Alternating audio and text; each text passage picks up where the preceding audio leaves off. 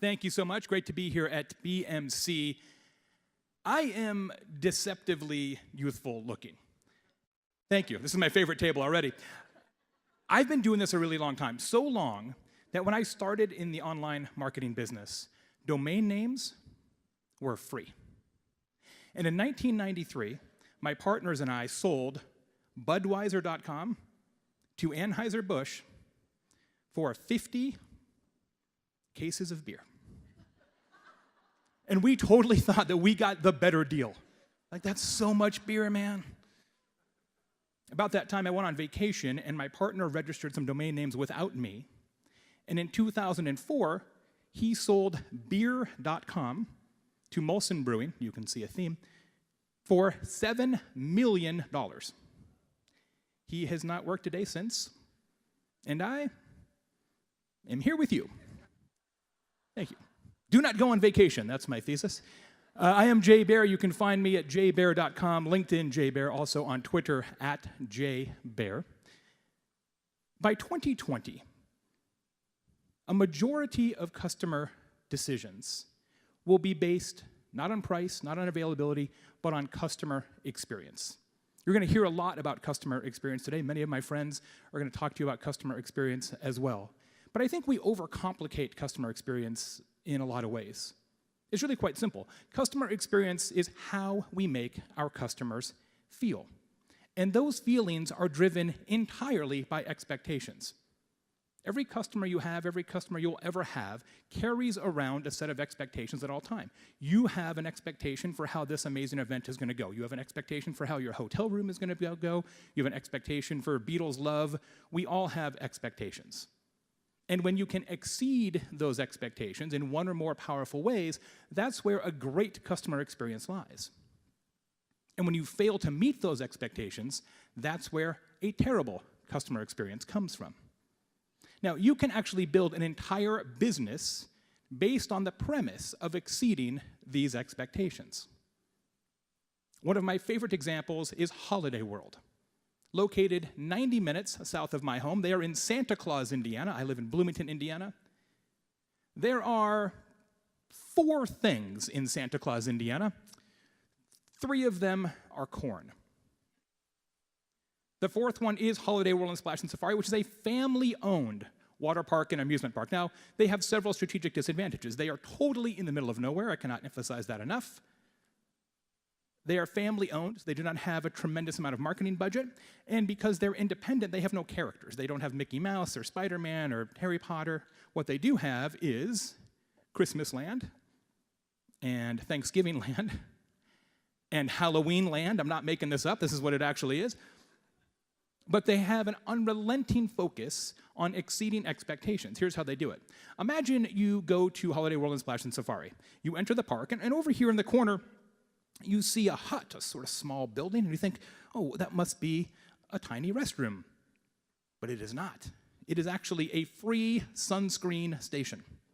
Unlimited supply of what I presume to be the cheapest possible sunscreen. It is North Korean surplus sunscreen, but the price is right. Then you go a little bit farther into the park, and over in this corner you see a slightly larger hut, and you think, well, surely this must be the restroom. But it is not.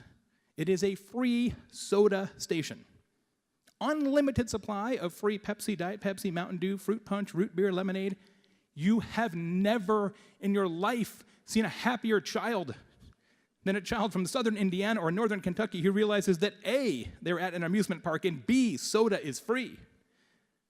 It's a mind blower. I have a homework assignment for you. Tonight, when you get back online, go to tripadvisor.com. I'm sure you're familiar with that site, travel ratings and reviews. You will discover that the #1 amusement park in this country in average TripAdvisor rating is not Disneyland, is not Disney World, is not Cedar Point or Six Flags or Universal Studios. It is, in fact, the family-owned Holiday World and Splash and Safari in Santa Claus, Indiana. I ask you to take any 2 of their 1,700 5-star reviews at random. Just grab any 2 you like. And I guarantee you, every single review will mention 2 things. It will mention free sunscreen and free soda. That is the power of exceeding expectations. But the easiest way to exceed expectations is not with sunscreen, it's with service. Because we don't expect very much in the area of service. In fact, research from Bain says that 80% of businesses say that they deliver superior customer service. Not pretty good, superior.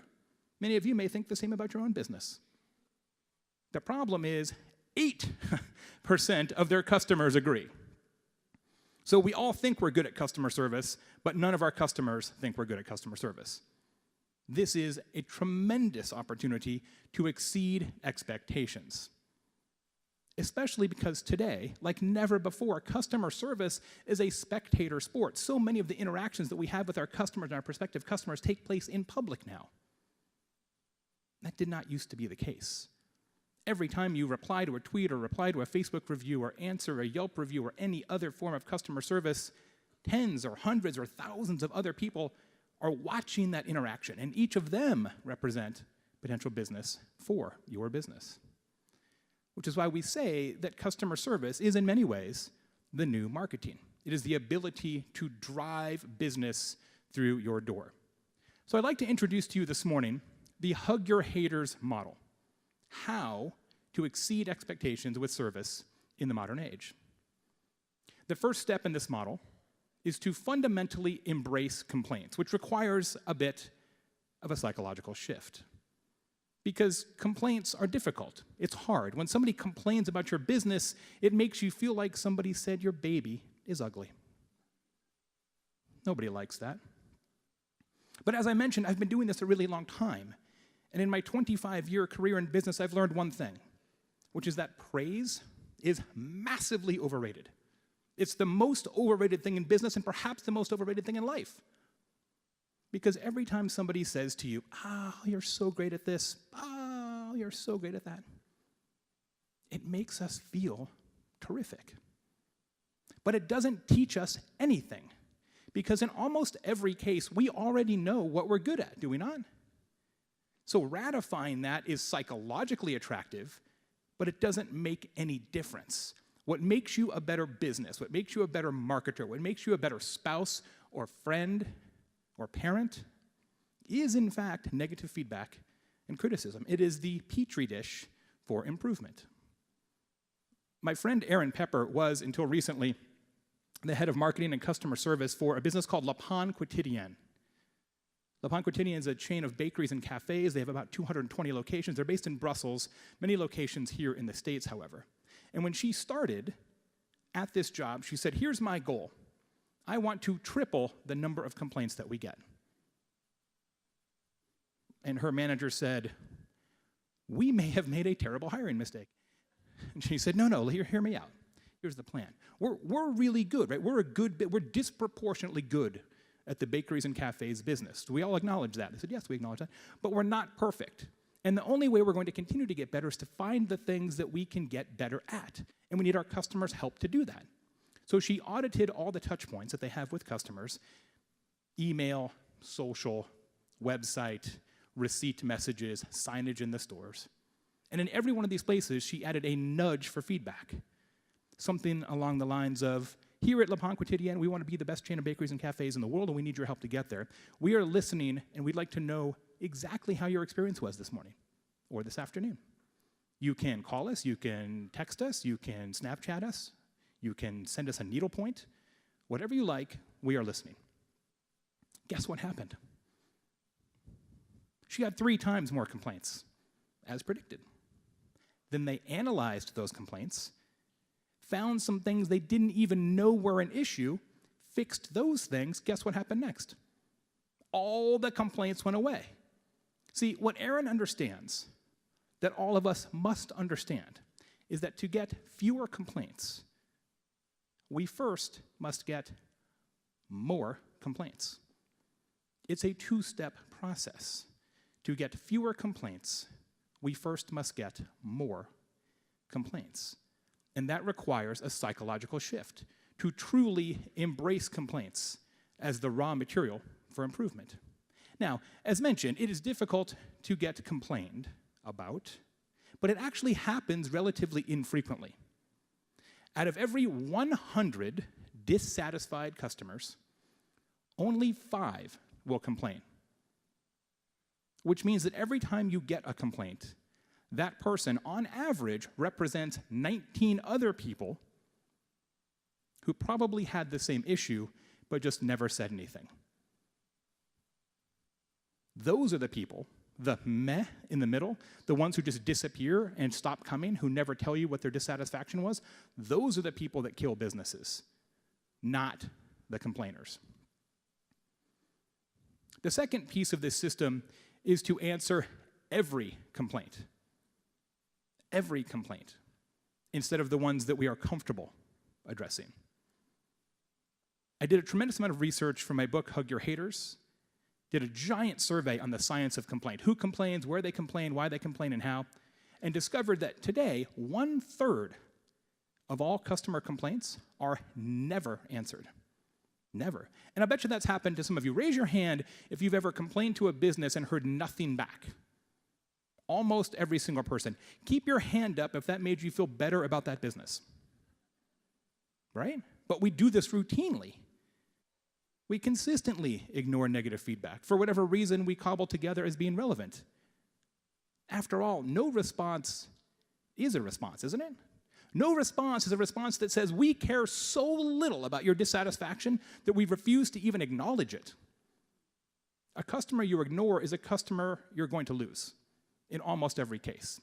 I put specific math around this in the research and found that when you do not answer a customer complaint, it decreases customer advocacy by as much as 50%. Conversely, when you answer a customer complaint, it increases advocacy by as much as 25%. Simply the fact of answering, not even solving, just saying, we hear you. I am not suggesting that the customer is always right. Anybody who tells you that on this stage or any other stage, who says the customer is always right, has never actually run a business. It's not true. I am suggesting that the customer should always be heard. And I'm not saying that because it'll make you feel better or make them feel better or kumbaya or sit around a campfire and hold hands. I don't care about that. I care about growing your business. And answering every complaint is mathematically proven to do just that. There's an amazing psychological phenomenon that shows that customers who have a problem that you can fix buy more and are more loyal than customers who never had a problem at all. Think about that. Your very best customers, financially, are the customers who had a problem that you could fix. So let's make sure we fix it. Let's answer everybody. Friends, haters are not your problem. Ignoring them is. That's the problem. The third piece of this system is to answer everywhere. And this has gotten much more difficult since I started in this business. Like, I am old enough to know when if you had a complaint, you would send a complaint letter. You would actually get out some paper and a stamp. It was an amazing time. Like, well, they'll get back to me in 3 weeks or so. That'll be fine. Now there are so many more places that we have to address customers. In the research for the book, we found that there's actually 2 main types of complaints. The first are off-stage complaints. Off-stage complaints take place in private, typically phone and email. 60% of all complaints today, your results may vary in your business, but across the country, 60% of all complaints are off-stage and private. 40% of complaints are on stage, and they take place in public. Twitter, Facebook, increasingly Instagram, ratings and review sites, discussion boards, and forums. This ratio between 60-40 is going to continue to tilt towards on stage, because it is, of course, physiologically easier to complain with one hand in a smartphone than it is 2 hands on a laptop or certainly waiting on hold. The technology is moving complaints towards on stage. And then, of course, you have some demographic issues as well. Today, 40% of people who complain in social media expect a reply. 40%. That's not that many. So this is a tremendous opportunity to exceed customer expectations. If you can commit to answering all customers in social, 6 out of 10 customers are going to say, wow, that was remarkable. And you increase your customer advocacy as a result. Now, this opportunity will not last forever because eventually customers will expect us to reply to them in social media the same way they expect us to reply to them on the phone and email. But for now, we have a real opportunity to answer in public. This shift is going to happen whether we like it or not. I have 2 children shown here. My daughter just turned 19. My son is 16. It was my son's birthday recently. Those are his birthday shoes. They have, as you might suspect, smartphones. But there is no device in the history of devices that is more inappropriately named than smartphone for them. Because of all the functions of that device, the one function that they have almost no interest in is the telephone function. My son will not talk on the phone at bayonet point. He wants nothing to do with it. Yet they will text hundreds of times a day, and that is not an exaggeration. They use Snapchat, the way I eat bacon, lustily, greedily. But the phone is just not part of their repertoire, right? They just don't want to do it. And email's barely any better. I looked at my son's phone before I came over here. I looked, he did 6,130 unread emails. He's 16 years old. I said, Ethan, what are all these emails? He's like, I don't know, I never check it. I'm like, evidently. He will never know the joys of inbox 0. You just got to start over. Just delete your account. Like, man, I'm moving on. I could be wrong. But I do not believe that in 4 years in her case, 6 years in his case, they'll be in their first job. Maybe they'll be working for one of you in some sort of cubicle farm, and they'll have a device on the corner of their desk, and they'll say, wow, this is pretty amazing. I've really been missing out on the joys of telephonic communication. This is really something. I just don't think that's going to happen. So many of you have a department inside your business that is either officially or colloquially known as the call center, might start thinking about making some changes, because eventually the phone is going to stop ringing and the emails are going to stop coming in, and instead customers are going to gravitate towards these on-stage public venues for support.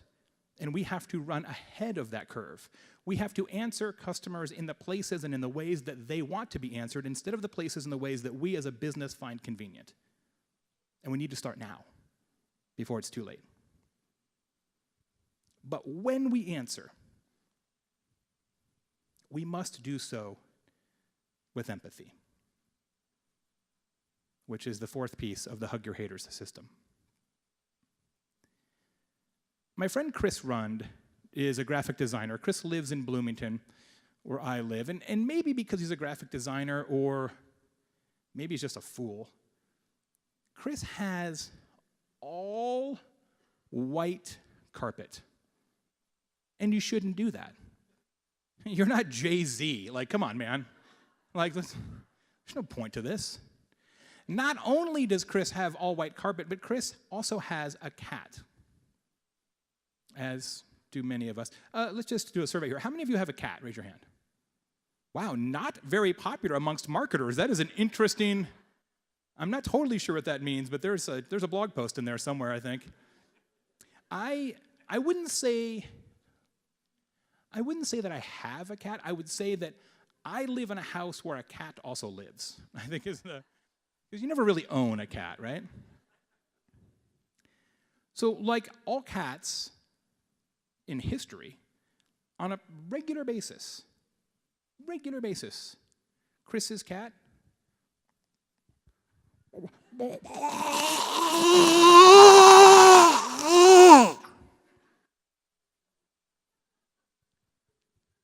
it's a known feature of cats. It's just how they roll. And I don't know why we put up with it. Cats have the best PR of any animals ever, because any other animal that was like, oh, they just do that. They throw up all the time. You'd be like, why do we revere this? Why is this a creature that we have in our home?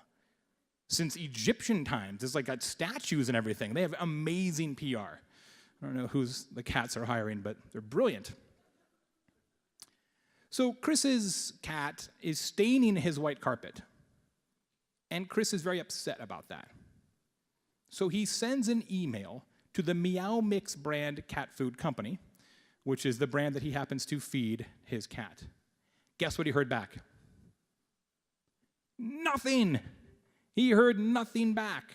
So now he's double mad. He's mad about the carpet, and he's mad because they blew him off. And he started off as an offstage complainer in private, and now he says, I'm taking it public, baby. Goes to their Facebook page, where they have hundreds of thousands of fans, and he leaves this message. Dear Meow Mix, cats throw up pretty regularly. I figured you guys would realize this, being cat experts and all. With this in mind, why do you insist on putting dyes in your products that cause ruined carpets, furniture, etc.? You know, when Kitty spews her half-digested meow yuck all over the place. Seriously, my cat doesn't give a shit what your product looks like in a bowl, and neither do I. What would be helpful and appreciated by legions of cat owners, I'm guessing, is if you take the worthless dyes out of your product and save us all a lot of frustration and ruined fabrics. So Chris is upset, and Meow Mix actually answered back on their public Facebook page in front of potentially hundreds of thousands of current or potential customers. Here's what they said. Hi, Chris. All Meow Mix products are made with nutritious quality ingredients that meet the standards and specifications of the U.S. Department of Agriculture, USDA, Association of American Feed Control Officials, AAFCO, and the Food and Drug Administration, FDA. If you have further questions, our Consumer Affairs team will be able to help you. You can reach them at 1-877-MEOWMIX, 877-636-9649, or by visiting meowmix.com and clicking the Contact Us link at the bottom of the page. Raise your hand if you now feel better about the Meow Mix Corporation.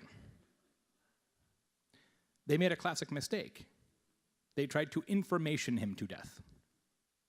Whenever you reply to a customer in any venue, it's always emotion first, information second. Emotion first, information second. Everything they said was factually correct, but it is emotionally a desert. And that's the problem, especially in public, where everybody can see how they replied. Conversely, there is a business called Wink, and Wink makes a frozen dessert concoction. It's sold in your grocer's freezer case. You might see it next to Ben & Jerry's or Haagen-Dazs. It's in the cardboard pints. It's different, though, because it's vegan, it's soy-free, it's gluten-free, it's nut-free, it's sugar-free, it's pleasure-free. It's not much to it, really. It's like flavored air.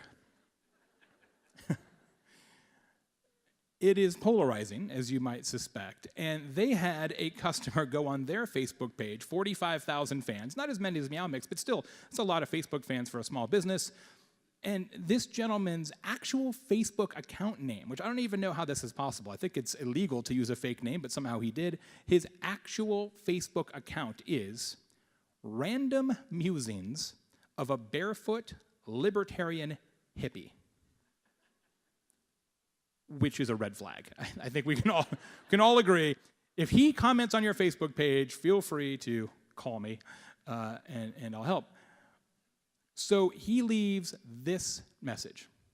I just bought this hoping to be able to enjoy some ice cream while on a low-carb diet. Too bad this ice cream, I put it in quotes because it tastes nothing like ice cream other than being cold, is absolutely disgusting. I got the cocoa dough version, and literally licking the freezer burnt eye shavings from inside the freezer would probably taste better than this. It's definitely going back to the store for a refund. Most of us would delete that, wouldn't we? Because we'd think, all right, this person is a troll, nothing good is going to come of this, let's just run for the hills, he is unhinged. But Wink follows the Hug Your Haters system. They understand that every customer interaction, especially the interactions that take place in public, are actually an opportunity, not an obstacle. Here's what they said. Hey, we're sorry to hear this, Random Musings. While Wink is definitely not ice cream, we do aim for an ice cream-like experience. The creator of Wink is a 25-year-old named Gabe who has celiac disease and dairy intolerance. We do recommend letting your pint sit out for a few minutes before you dig in. If the store you purchased Wink in gives you trouble with the refund, please let us know. While we hope that everyone will love and enjoy Wink as much as we do, we realize that not everyone will. If we can help, please send us an email to info@winkfrozendesserts.com. And thanks for giving Wink a try. Raise your hand if you now feel better about the Wink Corporation. Ta-da! Should just drop the mic and leave now. See how easy that was? The exact same situation for both brands. One used information, the other started with emotion and then had information and told a story. They used this crazy complaint as a springboard to tell a brand story. Let me tell you about Gabe. He's our founder. He has celiac disease, only 25. Look, we understand it's not for everybody. We'll help you out if you need help. Amazing. Why don't we do this every time? Customer service is the new marketing when we do it right. Remember this, please. Be EET. Be empathetic every time. If somebody complains about your business, you can't change that. Nobody has a time machine. But you have total and complete control over what happens next. And there is plenty of oxygen on the high road.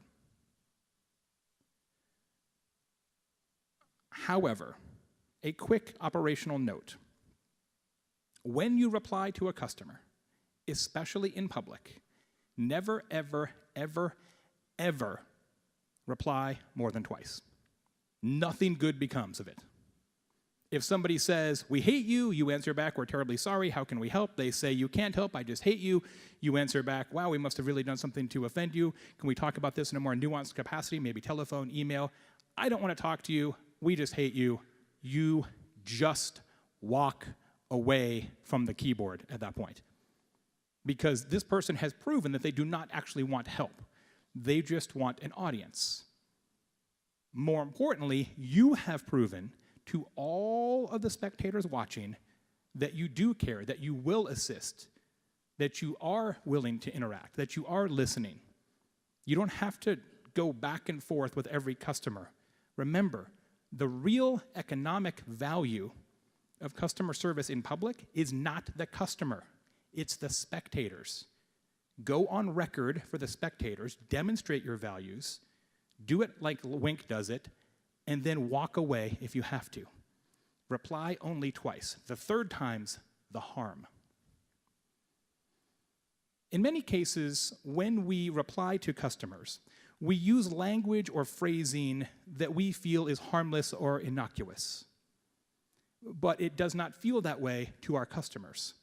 Small turns of phrase, little word choices can really change how customers interpret our responses. And this is true in social media, it's true via email, it's even true on the telephone.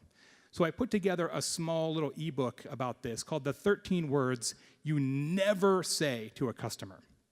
If you text me at 66866 before the break, it'll spit back a link for you. A lot of people in our consulting clients print it out and keep it by their computer in case they have to reply to somebody via email, phone, social media. Feel free to make copies, distribute them. I'm totally okay with that. Text haters to 66866, and that will send to you immediately. When we reply, we also, more than ever, need to do so expediently. Speed matters. We are in an environment where speed and responsiveness is treated as an analog for caring.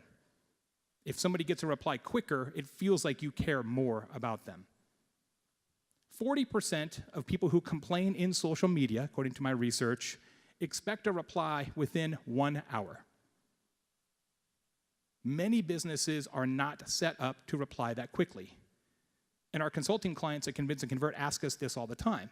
"Jay, how fast should we reply?" And I always say the same thing. If we can set this up operationally so that we can reply to almost everybody inside an hour, then almost everybody will be delighted. We will exceed expectations and create new customers as a result. Now, I understand that's not easy. This is the work that I do. But this is where it's headed. We have to find a way to get faster. And we don't always succeed with this. Last Valentine's Day, Amanda tweets out, "Guys, I'm trapped in an elevator in Baltimore's airport. Help?" Amtrak replied, 205 days later,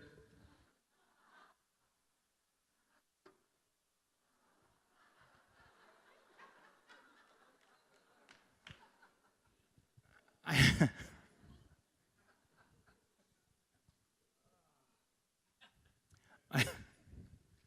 have two observations. One, if any of you have ever thought, hey, I wonder how a social media manager gets fired, there's your answer. And two, the only thing that would have made this the greatest tweet in the history of Twitter, okay, this would have been all time, is if right here, just past the question mark, if they just would have put the tiny skeleton emoji. Like, masterpiece, all-time great. We got to be faster than that. I'm happy to tell you she did survive. She was able to extricate herself. The best company in the world at being so fast that it exceeds customer expectations is KLM, the Royal Dutch Airlines. They have a program where if you lose something on a flight, headphones, paperback book, iPad, sunglasses, they look you up in the database and they bring you your item to your gate when you're transferring, and in almost every case, the passenger does not even know that they have lost the item yet. So effective, they had to get some help with the program. Please watch this. Ja, ontzettend leuk. Persoonlijk vind ik hem gewoon een aanwinst voor het bedrijf. En hij kan ook echt iets wat niemand anders kan. Ons primaire doel is om gevonden voorwerpen zo snel mogelijk terug te brengen naar de eigenaar. We houden daarvoor social media in de gaten en de crew die na elke vlucht het vliegtuig checkt. Ik vind het ook wel heel erg leuk dat we natuurlijk een beetje hulp daarbij krijgen.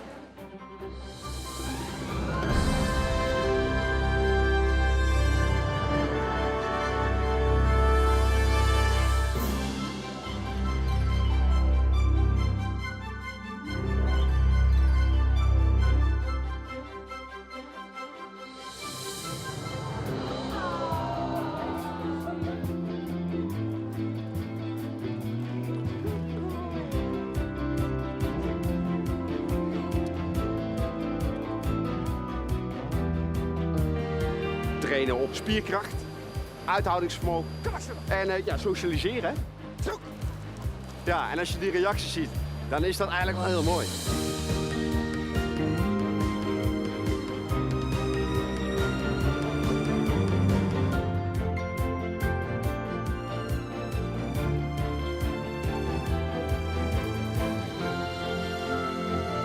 Hij komt regelmatig langs. Maar ja, ik moet ook eerlijk bekennen, ik verwen hem ook wel.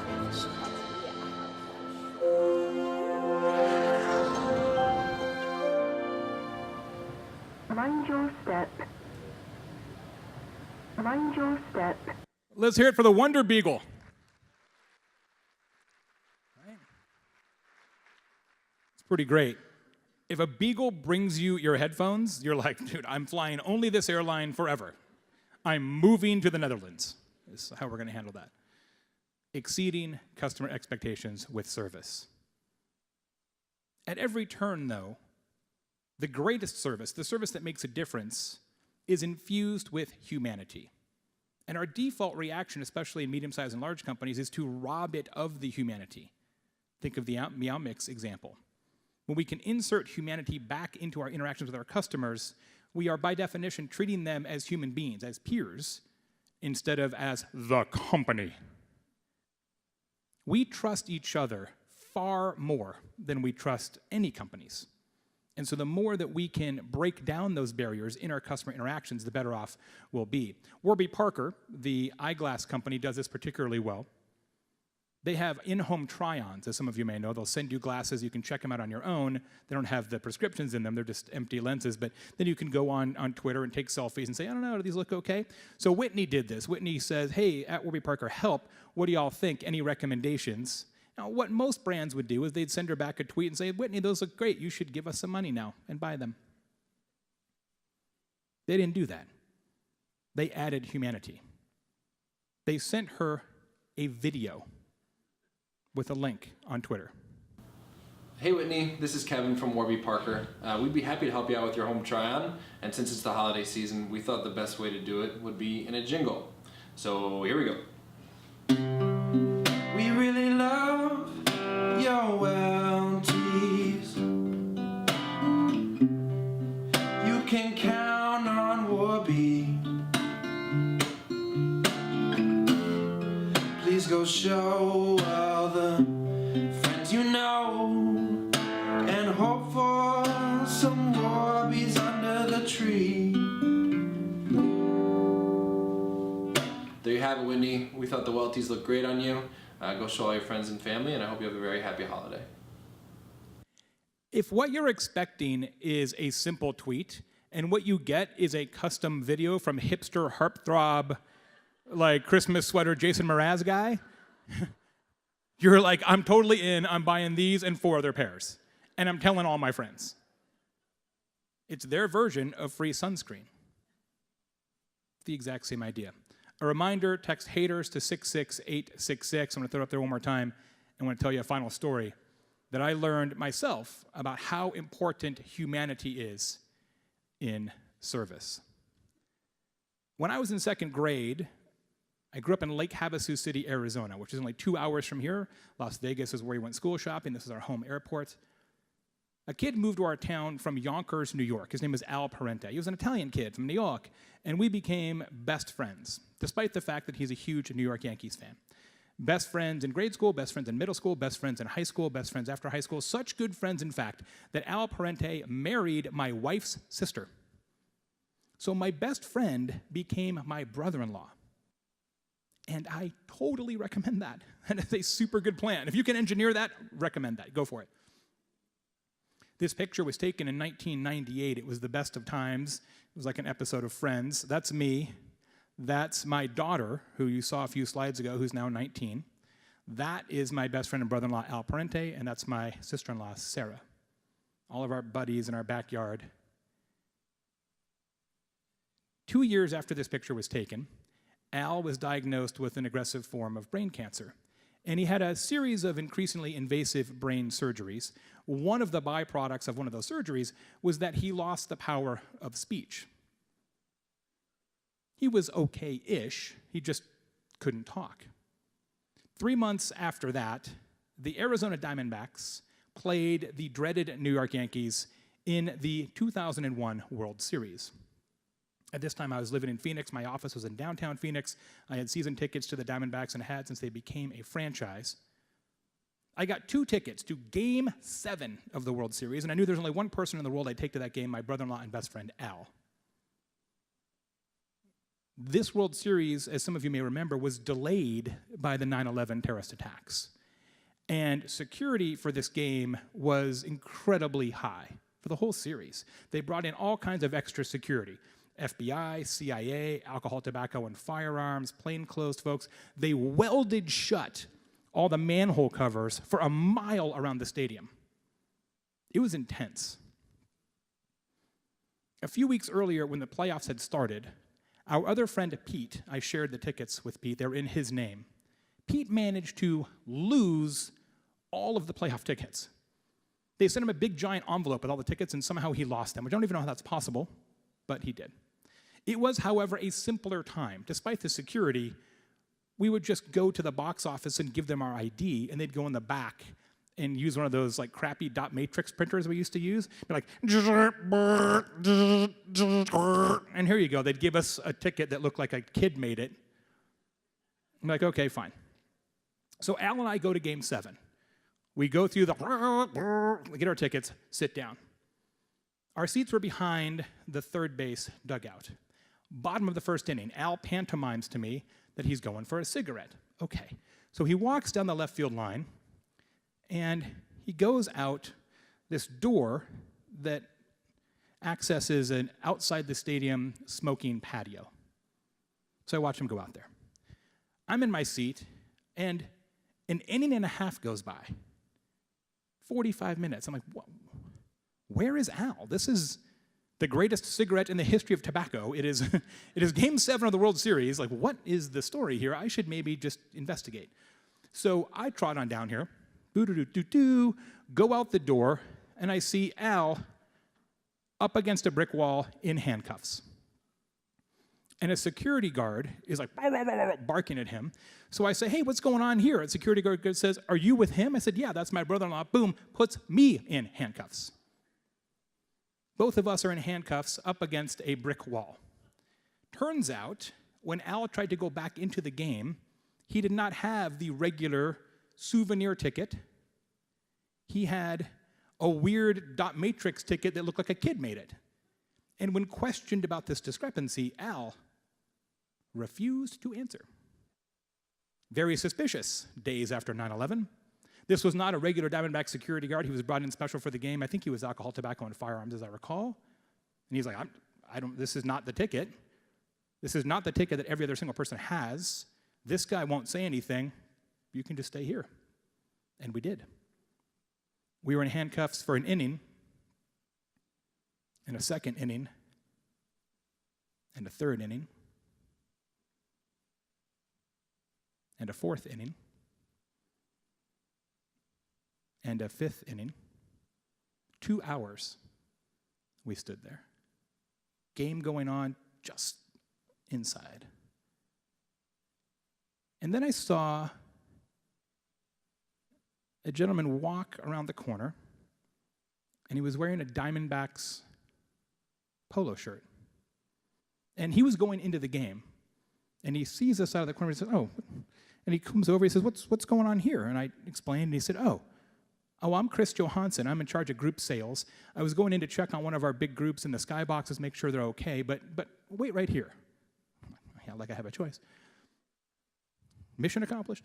So he goes all the way back around the stadium, finds the ticket manager, pulls him out of his office, walks him all the way back around the stadium. Ticket manager, one look at our tickets, oh yeah, those are fine. Unhandcuff us. Not a word from the security guard. We walk into the game. Just in time to take this picture, bottom of the ninth inning, and then this happened.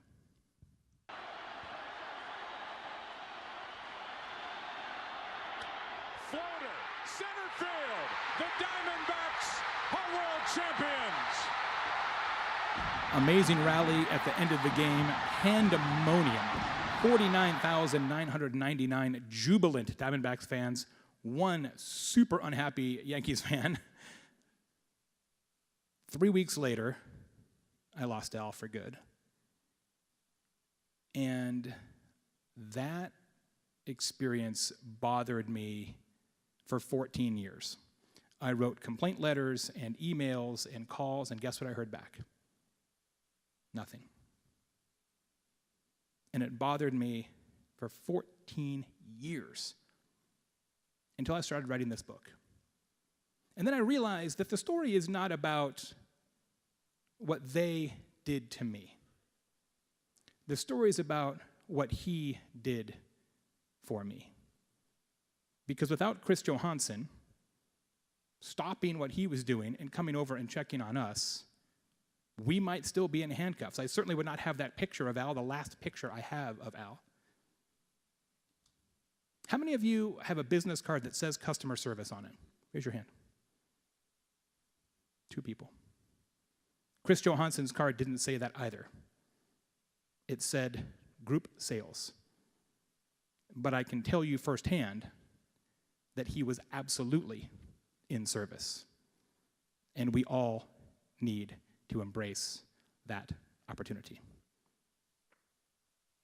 Service that exceeds your customers' expectations wins you new customers for free. It is the cheapest form of marketing you will ever do. Now, more than ever before in the history of the world, customer service is the new marketing, but only if you take the steps necessary to hug your haters. And I certainly hope that you'll think about that when you get back from this amazing event at Brand Manage Camp. I'm Jay Baer. Thank you so much for having me.